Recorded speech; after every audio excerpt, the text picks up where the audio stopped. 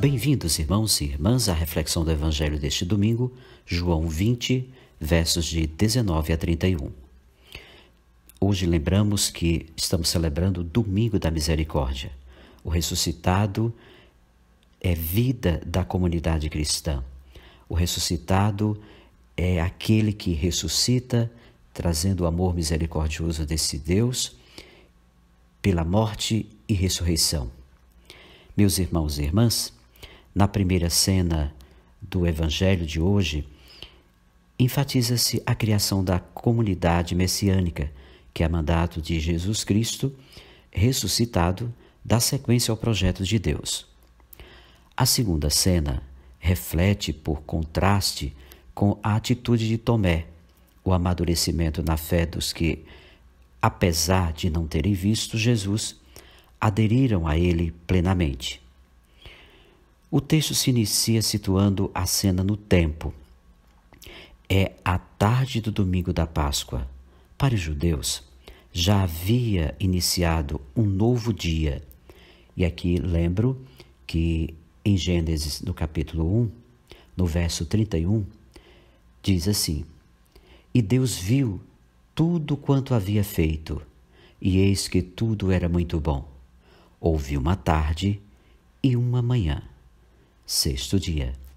Então lembre-se que o dia para os judeus começa pela tarde, depois do meio-dia, e termina depois do meio-dia do outro dia.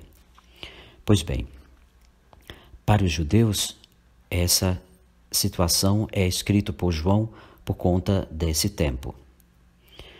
A referência à tarde do domingo reflete também a prática cristã da celebração eucarística do dia do Senhor, a tardinha. Estamos, portanto, no contexto eucarístico.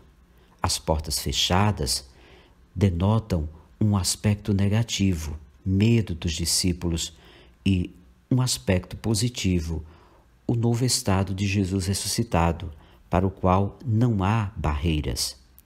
Então, essas duas cenas a gente pode entender por esses dois ângulos. Quando Jesus entra na sala onde eles estavam, saúda os discípulos com a saudação da plenitude dos bens messiânicos. A paz, Shalom, esteja com vocês.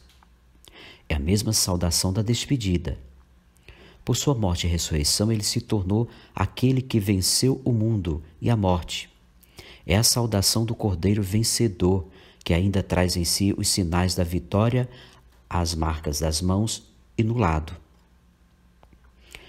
Dele a comunidade se alimentará. A reação da comunidade é a alegria, que ninguém de agora em diante poderá suprimir. Assim fortalecida, a comunidade está pronta para a missão que o próprio Jesus recebeu. Como o Pai me enviou, assim também eu envio vocês. Quem garante a missão da comunidade será o Espírito Santo. Para João, o Pentecostes acontece aqui na tarde do dia da ressurreição. De agora em diante, batizados no Espírito Santo, os cristãos têm o encargo de continuar o projeto de Deus. Esse projeto é sintetizado assim: os pecados daqueles que vocês perdoarem serão perdoados. Os pecados daqueles que vocês não perdoarem não serão perdoados. O que é pecado para João? Consiste essencialmente em aderir à ordem justa que levou Jesus à morte. Os pecados são atos concretos decorrentes dessa opção. Fundamentalmente, a tarefa da comunidade é mostrar em palavras e ações que quem se fechou ao projeto de Deus permanece em seus pecados. O pecado de vocês permanece. Jesus sopra sobre os discípulos e lhes comunica sua própria missão. O sopro recorda, Gênesis 2, 7, o sopro vital de Deus que comunica a vida. Recordando Gênesis, João quer dizer que aqui no dia da ressurreição nasce a comunidade dos seguidores de Jesus, aos quais ele confia sua própria missão. Os discípulos continuam a ação de Jesus. pois ele lhes confere a sua missão. Pelo Espírito que recebem dele, são suas testemunhas perante o mundo. Com relação à fé amadurecida, dentro desse evangelho, nós podemos perceber que, muito provavelmente, o episódio de Tomé foi lembrado pelo autor do quarto evangelho, que é João, para eliminar mal-entendidos na comunidade, segundo os quais as testemunhas oculares estariam num plano superior em relação aos que viram pessoalmente o Senhor ressuscitado.